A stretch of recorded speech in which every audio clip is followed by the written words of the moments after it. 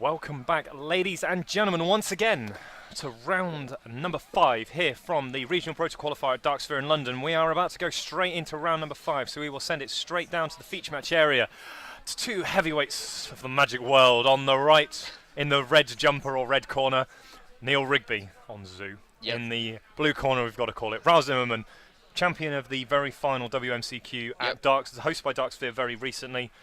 On Grixis Control. So, aggro control matchup. Haven't seen this on camera yet. We've had some broken combo decks, some aggro mirrors, and mid-range versus combo. Yep, mid-range versus Splinter Twin. So, be very interesting. Neil on Zoo. Now, it's a very interesting Zoo deck. No white cards in the main, but I'll let you go through that one because I've taken the blue deck because I like blue. So, starting off with Rigby's Zoo version, he's running 4 Goblin Guide, 4 Nacatl, 4 Curd Ape, 4 Swift Spear, 3 Lightning Mauler. Wow, Lightning Mauler. That's one from, I believe it was the Innistrad block. It was Innistrad block. I want to say it was Avacyn Restored, but I might be wrong. Well, let's pull it up anyway. Let's pull it up. So, for those of you who got to wait for it to work, aren't so sure. Lightning Mauler, 1 and a red, Soul Bond. So when you may pair this creature with an unpaired creature, when either enters the battlefield, they remain paired for as long as you control both of them. As long as Lightning Mauler is paired with another creature, both creatures have haste. Now, we saw it in Standard when these both cards were legal, but what is the other card that this one goes really well with? Burning Tree Emissary. Burning Tree Emissary. So this one is a red-green hybrid. Red-green hybrid. So it's red-green, red-green. So you can pay either any combination of red and green mana, maximum 2. So red, red, green, green, or red, green, red, green. Red, green, or green, red, or red, red, or green, green. But when it comes into play, it makes a green and a red mana. Pretty simple. And it's a 2/2, and it's a human, and it's a shaman, and But the thing is, red-green allows you to make another one. It does. And another one. And then a Lightning Mauler. Exactly. And then you get to hit them for 4, and plus whatever you played on turn 1. So, you know, it's one of those explosive cards that you can kind of curve up into. However, it also allows you to make 1 and then make something like a Wild Nacatl and a Goblin Guide. That is true. So we see Raoul took a mulligan. He's on Grixis Control. He's also got 4 copies of Strangleroot Geist. Okay. Which was a 2/1 with Undying. With haste. For green-green with haste. And 3 copies of Gore Clan Rampager. So we see Neil's hand here. We have 3 lands, Swift Spear, Rampager, Rancor, and Strangleroot Geist. Now, the information obviously being very crucial here. Against an aggro deck, you want to know exactly what you're playing around before you go before you go into hell with all the things. So, on the other side of the table, well, once we get past the creatures, well, the first couple of creatures, it's almost a pile of one-offs. So, I'm going to try and do my best, guys. We have a full 4 copies for Raoul of Jace, Vryn's Prodigy. Interesting. 4 copies. So obviously he's more going with the slightly more cards that don't really care so much about Snapcaster Mage. We have 3 Snapcaster Mages, so we're going all in on the blue 2-drops. We have 2 Tasiga the Golden Fang, a Pia and Kieran Naylar, a Muldrifter. Jeez, I haven't seen that one for a while. Excellent. Obviously that's the 4 and a blue 2/2 flyer. With it, when it enters the battlefield, draw 2, but you can evoke it for 2 and a blue. Yeah. So you can draw 2 cards. It's Divination that sometimes has a 2/2 flying body attached to it. 4 Serum Visions, 4 Inquisition, 4 Lightning Bolts, 1 Magmatic Insight, 1 Spell Snare, 1 Remand, 2 Rise Fall. So we will try and find Rise Fall quickly. We have 1 Mana Leak, 1 Terminate, 1 Go for the Throat, 2 Liliana of the Veil, a Dismember, 2 Goligan's Command, and 1 copy of Electrolyze. So you can see from here, Rise Fall. We are able to play both sides of Rise and Fall. Obviously, the blue-black, return target creature card from a graveyard and target creature on the battlefield to their owner's hand. Target player reveals, or the other side, target player reveals 2 cards around from his hand, and then discards each non-land card revealed this way. So we see Neil. Good. Sometimes, you know, enter the play, tap land. He might be seeing the hitting 2 random non-land spells. Paid 2 mana and discarded 2 random cards from your opponent's hand that aren't lands. That's pretty good. I wouldn't mind paying 2 mana to do that effect. No, not at all. And we see Neil leading off with a stomping ground off of a wooded foothills, deciding not to play the Swift Spear and instead going for the other things. So, I think he has played the Swift Spear. Right, here we go. They were Just just shortcutting, yeah.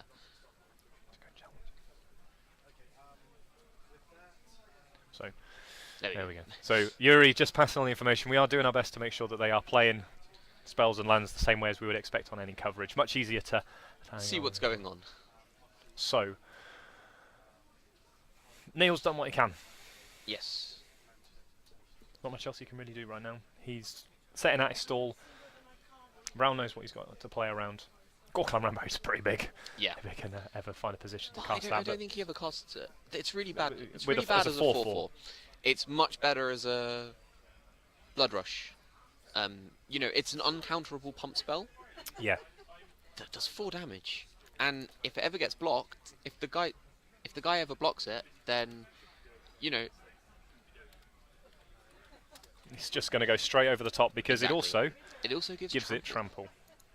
And that's a very important rules text. It does give it trample with +4/+4. It was an uncommon in Yeah. Gate Crash as well, and it saw a lot of It was play a- in standard in it the was Jun, a- it in was the a- yeah. red-green monsters red-green decks and and red Jun decks, yeah. monsters and Jun monsters as well. Yeah, it's an interesting ability as well because the whole Blood Rush cycle is very interesting because not only did it give the power and toughness of the creature, it also gave any Bonus. abilities. So First Strike, anything like that. Death Touch, I believe there was one that gave Death Touch. You know, stuff like this is very good. So just Neil having a quick look through his hand. You can see he's got Sacred Foundry in hand as well.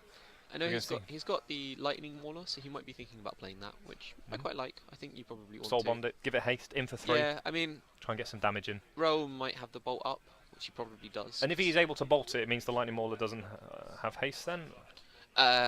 Yes, he can Lightning Bolt the Swift Spear in response, at which point the Lightning Mauler doesn't have haste. So if he does that before the attack step. But So, see what Neil has to follow up with. We know it's the Rancor, we know it's the Lightning Mauler. Just see him go through there. So we see Lightning Mauler into play. Not seen that card for a while. We see the trigger in for 3. Raoul down to 13. and that's the thing with this Grixis control deck. You know, it is a control deck. It wants to use its life total as a resource, but you know, when you're running this many haste creatures that Rigby is, there's a very good chance that your life total becomes too low for you to actually do that. Yeah. So, you know, Raoul wants to commit something to the board soon, and he's going to need to. You know, he's having a good think about what to do. I think this is a Liliana. One of the Veil. So get rid of one of those creatures. Doesn't What do feel you like discard? I think you just get rid of the. he is. He's gone down to minus. He's -2. Get Sorry, rid I of the mean, Swift what Spear. do you want to sacrifice? I think you just sacrifice the Swift Spear. That guy is worse than the Lightning Mauler at this point. With Lightning Mauler turns all of your guys into haste creatures, and you know. Oh yeah, because whenever something enters the battlefield, Exactly. it pairs up as well. It can pair whenever something So enters we the see battlefield. Curd Ape. Not just. We see Curd Ape appear in Neil's hand as well. So another threat Yep. that can attack straight away. And 13 life is not probably as high as Raoul wants to be, but it's not a bad position to be in right now. So we're going to see another one tap. We're going to see Rancor Wow. on as well. So in with the team, For 6. all at Raoul as Put well. to the 7, and I think Neil does have copy of Lightning Bolt, but he doesn't have one in hand. So he has the Gorklan Rampager instead, which feels pretty good position to be in. indeed. So we see Jace Frin's Prodigy roll off the top by the looks of it. The card at the back of the hand looked like a checklist card. We've got Serum Visions, Mole Drifter, and another Serum Visions. Maybe I missaw that one, but we'll soon find out. There's definitely a Mole Drifter, a couple of Serum Visions. So we're going to see Serum Visions to start with. So draw, and then we'll have a look at it. So we see Snapcaster Mage. Unfortunately, Raoul not doing very well with his lands at the moment. Missing double blue. Let's see what he found. So he found a Snapcaster Mage, but unfortunately, he's going to uptick. Make Neil discard a card. See the excess land discarded. Mole Drifter hits the bin. And very soon we will be on to game number 2. Indeed. You know, we're looking at another attack for 6 here. So in at you. Razai, what can I do? Yeah. Let me see Ataka's command as well in hand by the looks of it for Neil. So he's going to show him the Ataka's command. Yeah. Yep, that's all she wrote. Game number 2. So we might as well start with the sideboards. Do you want to start with the Zoo deck? Sure. So we've got 4 copy of Destructive Revelry, 3 Path to Exile, 4 Lightning Helix, 1 more Gorklan Rampager, and 3 copies of Rending Volley. So I think the only card I actually like out of this sideboard to come in is probably the 1 Gorklan Rampager. I mean, Rending Volley isn't... Rending Volley, Probably the Path to Exile. You're playing against a Grixis deck, so Yeah. you can assume there might be Tassigers. Well, no. I mean, he knows it's about Tasigur and stuff, but Neil knows a lot. Probably watches a lot of coverage. Sort of, he'll know this list quite well. He'll recognise it as Michael Major's control list. Okay. From the Star City that he top 8'd, I believe. With this list, the Liliana tips off that it's a Grixis control with. It's the Michael Major's control, Michael Major's Grixis, as opposed to a different sort of more control-y Grixis version. So this is what he's more looking at, and it's going to be interesting to see if he actually wants the paths. I guess he didn't see any Tassigers, but he might expect one or two because that card is just so powerful. Okay. So yeah, and it's one of those things. I mean, on the other side of it, you've got 3 Leyline of the Void, 3 Molten Rain, an Anger of the Gods, a Negate, a Dispel, a Spellskite, Is It Staticaster, an Engineered Explosives, the Thoughtseize, a Tribute to Hunger. You might have to... we might have to find this one, ladies and gentlemen. And a Karanos, God of the Storms. Now, obviously, the ones that stand out to me are the Engineered Explosives. Yep. Obviously, a lot of 1-drops in the deck. The Anger of the Gods, which will be very good. And also, Tribute to Hunger might come in as well. It's another effect of getting rid of Neil stuff, and that's all that... You also gain life equal to the sacrifice creature's toughness. power. Toughness, sorry. So it's just more life. Yeah, pretty much. So I think you've definitely got the Anger coming in, you've definitely got the Explosives coming in. You could have the Spellskite come in, it blocks. It's not a bad thing to be going with for it, but generally I think some of the things you might be bringing out, you might be taking out the Remand, it's not especially good. Maybe the Muldrifter's probably coming out as well, and then possibly one of the other spells, maybe the Rise Fall. Cards that are maybe a bit too slow to the matchup that don't particularly do anything out straight away. So, game number 2, and just to answer Damius's RS post in the chat, no, I have done my I am done with bringing to light in standard. I do apologise. I can't bring myself to cast Bring to Light in Standard anymore. I've gone back to casting Death Misraptors and Den Protectors. Well done. You've caught up to times of. I'll still be casting Bring to Light in Modern. Okay, it will still be being cast. I'll cast my Ulamog. My Ulamog, or I'll just cast the Slaughter Games. Yeah, that's true. I get to cast my own Slaughter Games now as well. That's in Black Mana. Good for you. It's good, isn't it? And I can find it with my Bring to Light as well. or I can find my Crumble to Dust. How'd you like that? Sure. Okay, that's fine. But moving on from that, back to the game in hand. Raoul back on the play. He's just got to find some more interaction. Yes. His hand was very. It was very set up for like a mid-range grindy one, or against the control with like multiple copies. He had Inquisition, multiple copies of Serum Visions, Muldrifter, just ways to bury your opponent under some advantage. But there we see Lightning Bolt already in hand, some lands there. He can play all his lands, and we can go from there. So Snapcaster, Lightning Bolt, Liliana, and what looks like a Creeping Tar Pit as well. So a good hand, I would say, to start for Raoul.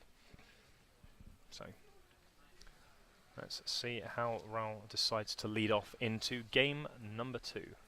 And it looks like a good hand, actually. He looks like he's got some good interaction. He's got Lightning Bolt, Snapcaster Mage, Liliana, a good amount of spells that he wants to be playing. And if we're honest, the Snapcaster Mage can actually trade with a fair number of the creatures that the Zoo deck are playing. Lightning Mauler, and all of those as well.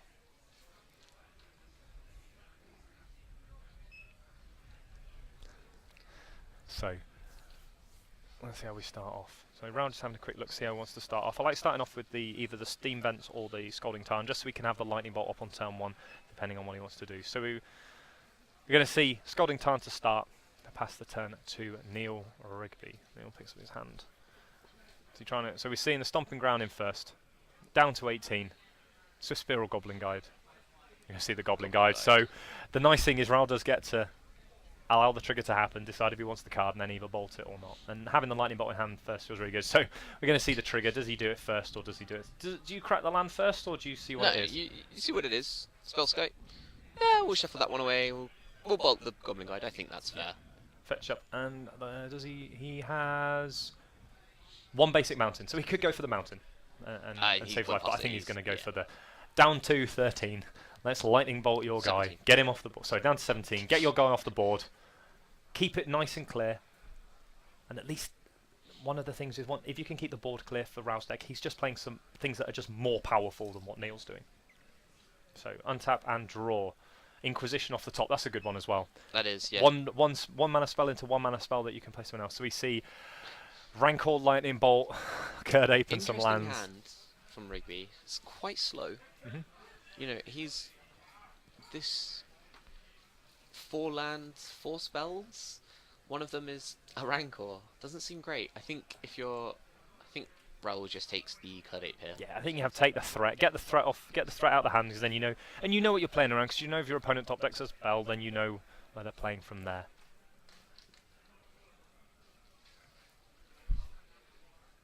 So, Raoul having a quick think.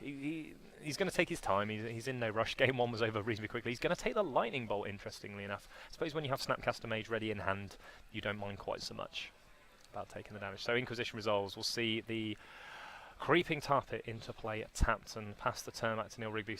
So he takes the Lightning Bolt. Neil draws a Lightning Bolt off the top. So, take 2. Won't be ready for the second Lightning Bolt. No. He's just going to play and equip it straight away. This seems like a good position for Liliana. Get the Liliana into play. Yeah. He's going to take down to 15, but I'm sure he's not too unduly worried about that. 14 and play the fetch. So he's going to fetch. We'll see what land he fetches from there. He's going for the basic island. So he's going to be... he's already told Neil, I'm going to cast Liliana of the Veil, -2. You can have your Rancor back, but you can't have anything else. And Raoul, this is how Raoul gets ahead now. He's kept the board clear. He has Snapcaster Mage in hand ready as well, which is Lightning Bolt plus blocker. And Neil, he knows, is not drawing much live at the moment, as we see a land off the top. No, see Lightning Bolt take the care of the Lily. We know about that one already. Liliana, and we see another land into play, and Neil's had quite a few lands in hand. He does, But sometimes you need that many to operate with this sort of zoo deck. It's not like the Naya Burn deck we saw earlier. It is trying to go slightly bigger in terms of 2-drops. It's trying to play more 2-drops than the other deck did. And we see Snapcaster Mage flashing back the Inquisition. And we're going to get rid of the Rancor and see 2 lands in hand. And another land, another Creeping Tar Pit. That's a clock. It allows him to start attacking for multiple points of damage a turn. And Raoul's at 16 life still. It's a lot of life. So see the draw for the turn. See, activate the Creeping Tar Pit in 4/5. Creeping Tar Pit, obviously 1 blue black to activate, 3/2 unblockable. Yep. Neil's going to crack the fetch land, get some lands out of his deck, see if he can draw into some spells. We see the Path to Exiles have come in as well. Seems to be a couple of Path to Exiles. We'll clump together at the bottom of Neil's deck, but they have come in.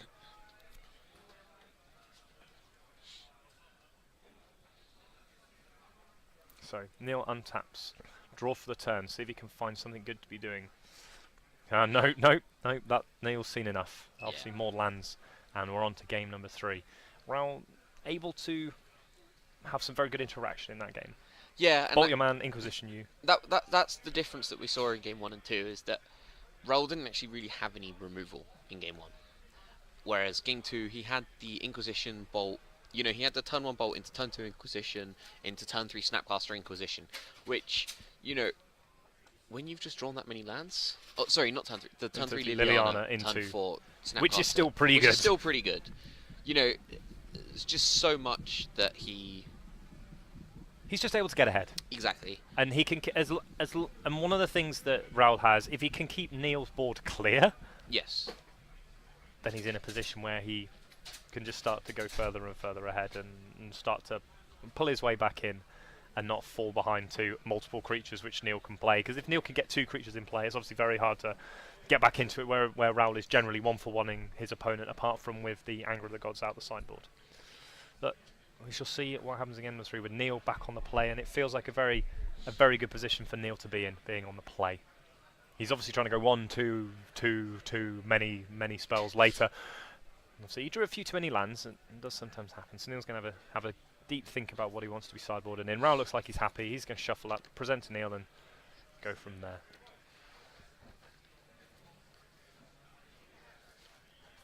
Yeah, interestingly, Neil's only running 20 lands, which is not many. He's running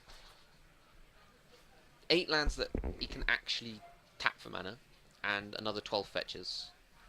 So you look at how many lands he drew in that game, and it's a little bit unfortunate. But it's one of those things with Modern and with the aggro decks is sometimes you don't have the filtering ability of, say, a blue deck with Serum Visions and the value of Snapcaster Mage, which allows you to rebuy spells. Exactly. You just maybe, if you do start to flood, then sometimes you do start to struggle a little bit.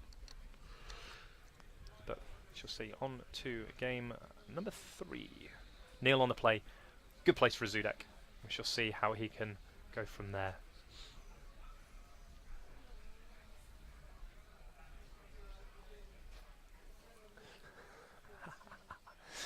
Right, so Neil really does seem unsure of himself in this sideboard. Maybe that's just because it feels that he should have an advantage, but can sometimes be in a position where if he falls behind, he just kind of gets left behind a little bit by the Grixis control deck, because obviously the control deck is just playing hugely more powerful spells, whereas Neil's trying to be very low to the ground and try and get the game over before Raoul can even set up shop with getting his things into play. And Neil will be looking for a 1-drop start, get on the board, start putting the pressure on Raoul, force him to use his Ravnica dual lands with taking 2 damage, his fetch lands into Ravnica dual lands, rather than allow Raoul to go tap land and not take the same amount of damage. But we shall see. Obviously, one of the interesting things with Neil's deck is he isn't using anything like Molten Rain or anything like that. He's not trying to attack his opponent's mana base in those positions. He's just trying to get them dead with efficient spells and efficient threats.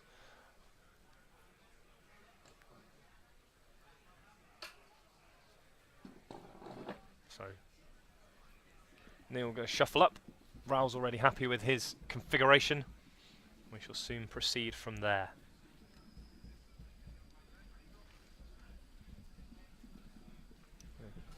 And I think this matchup's actually very difficult to sideboard for both decks. Even though they might be known entities in Modern, it's still quite a challenge to sideboard with Modern decks, because you're trying to bring in cards that are very powerful in the matchup. But what do you take out? Exactly. Because Modern cards, unlike Standard, are generally not bad cards.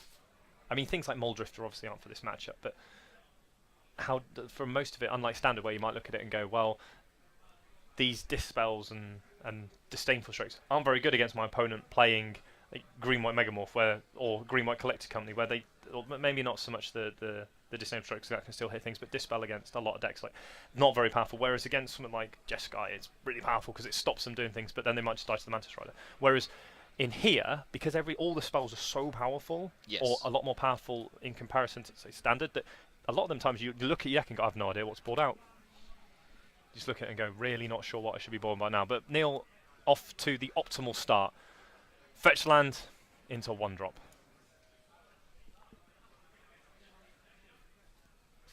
So we can see Lightning Bolt already in hand. We can see Inquisition in hand as well. So we see Jace and the Naylor parents as well.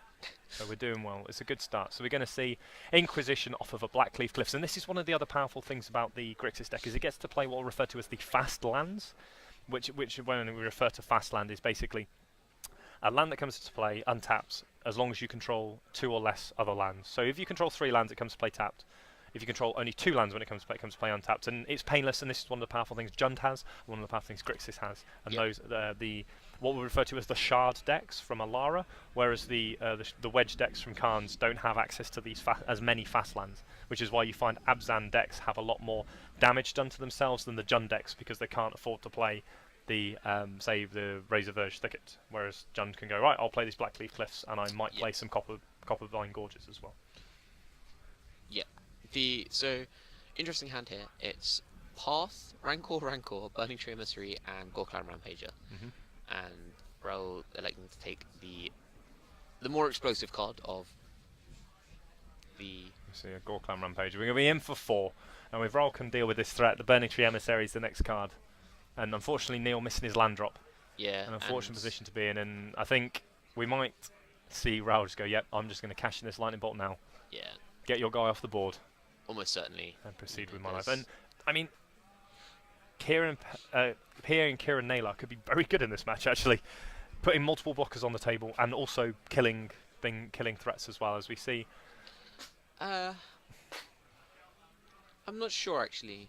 Reason being that, well, now we know about the Rancors anyway. Yeah, the Rancors are really good. preventing chop blocks, and also the rampages again. But again, Raoul's untapping on 13 with 3 mana at a reasonably high life total. Yep. And looks like he's going to be able to make Jace this turn. And obviously have some lands as well, so he can do things next turn. He has access to Colligan's command if required as well. I mean, he might be hesitant to play the Jace if he's not sure about. No, he's going for it anyway. Yeah, I think you just he's play Jace, proved his point and made me look wrong, because obviously if Neil has a lightning bolt, it's not the end of the world. I mean, as well. he doesn't know one card in Neil's hand, and that's it. So see Neil pass the turn again, and we get to see Jace Vryn's Prodigy.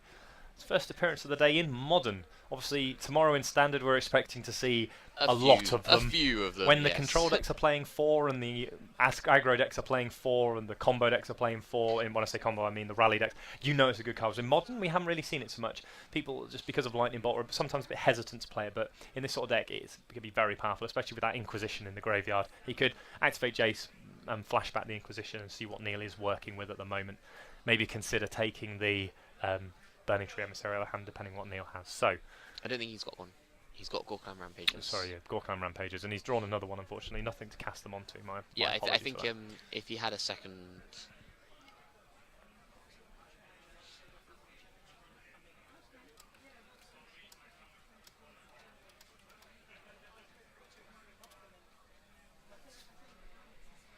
So, activate Jace. Draw. That's the land, so we can probably get rid of that land. And he still has a Snapcaster Mage in hand as well, so he can play the land and have access to Snapcaster Mage even after he Inquisitions Neil's hand. So he's going to go all the way up to 6, play and crack this fetch land, down to 13. Probably start fetching maybe some basics he's now. Probably going to play the Pier here.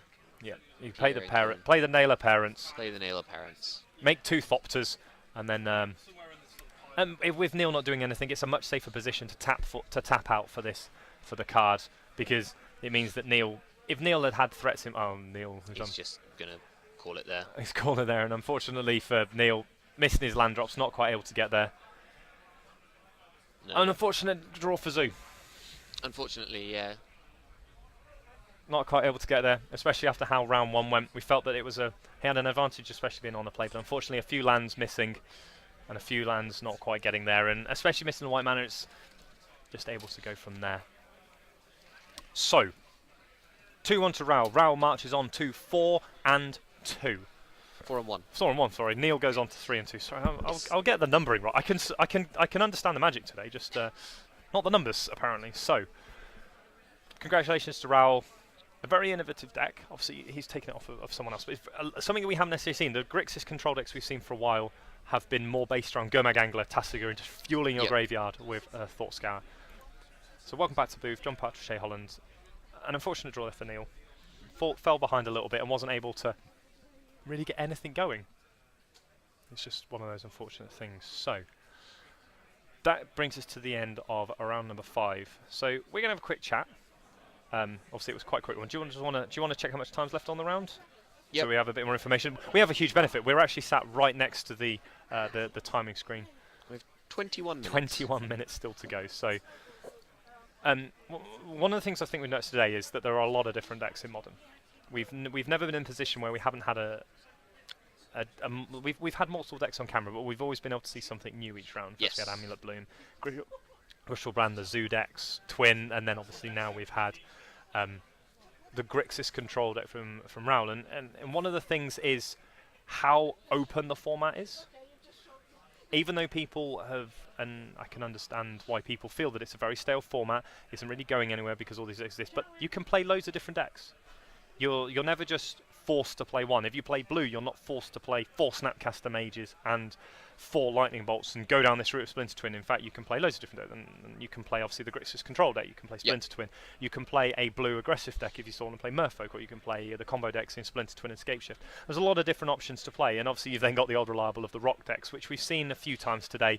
Obviously, 1 loss, 1 win, and then the mirror, unfortunately, going the way of Steve Wright earlier. Stuart Wright. Sorry, Stuart Wright winning there earlier. So, we're just going to quickly flick off, go for a quick break. Yep. We will hopefully have you join us back later. And one of the things we'll try and do is, over the next few rounds, because we're now getting into the back end of the stretch, that was the end of round 5. There's only 2 rounds left to go, round 6 and then round 7. And what we'll do is at the end of what we'll try and do next round is we'll try and get the people who are right at the sharp end. Yes. And after their match, we'll try and get the winner in for an interview. And we were meant to do this round, but obviously with the way it is and the time left on the round, we're going to take a break now because it's going to be a long haul into the top 8. Yep. After the next round, we will get a player in for an interview after their match, after the next round and the one after that, and we'll try and get the people who are going to be in making it into the top 8. Yeah, who are looking at like they're sort of clinching the top 8. Yeah. You know, they're going to the the X and one, the X and O's, the X and ones, the XO ones. Yeah. You know, the players who are undefeated or right on only the, one right loss. on Yeah. the tip. So, my name's Partridge, Shea Holland. I'm really looking forward to these last few rounds, Yes. and especially the top 8. I have been in the position that a lot of these gentlemen are in now. I was the very first RPTQ. I was able to make top 8, and unfortunately, felled at the last by one of my teammates, in fact, that we've been testing with in the week up to the event. So I know what these players are going through who are at the sharp end. They're almost there. They're almost into that top 8. And then hopefully for 4 people it will be congratulations, and for 4 it will be commiserations and an Indeed. invite to the next one. But hopefully you'll join us back for round number 6 of coverage here from Dark Sphere for the regional Pro Tour qualifier. It's been a fantastic day so far, and so may it continue. The modern action will be thick and fast for the last 2 rounds of Swiss when you join us back here in a few minutes' time.